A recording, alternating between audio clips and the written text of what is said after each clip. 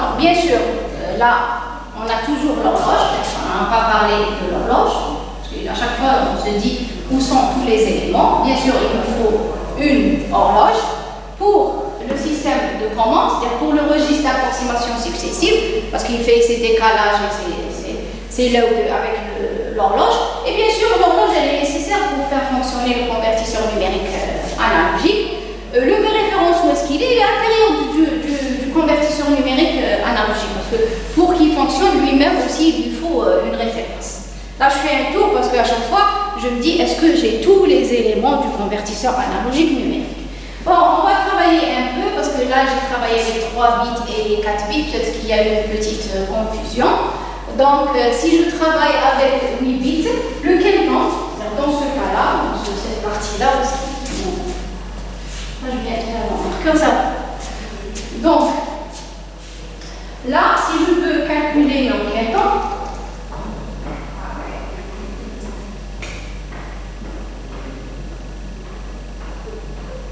qu'elle tombe avec 3 bits,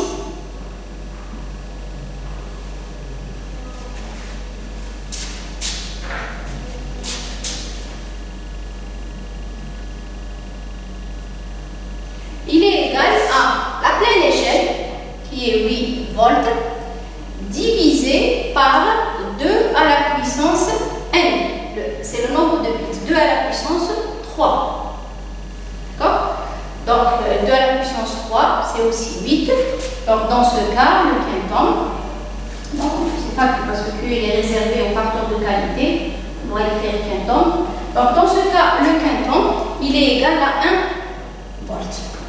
D'accord? Donc, quand je passais d'une valeur à une autre, je passais avec ce 1 volt. D'accord? Et là, quand je travaille avec 4 bits, le quinton pour 4 bits,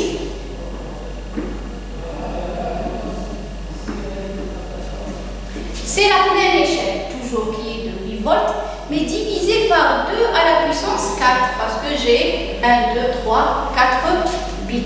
Et ça me fait 1,5 volt.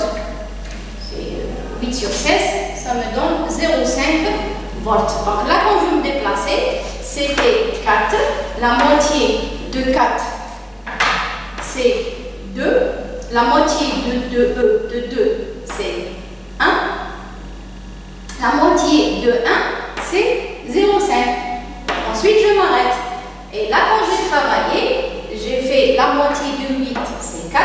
La moitié de 4, c'est 2. La moitié de 2, c'est 1. Et je me suis arrêtée. Parce que dès que j'arrive au quinton, c'est bon. Je ne peux pas aller au-delà.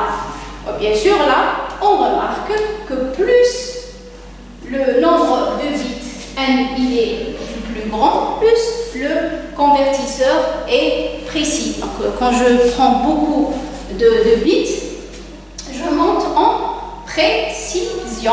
Mais bien sûr, il y a la complexité par la suite du circuit. Il y a beaucoup de bits, il y a beaucoup de fils, il y a...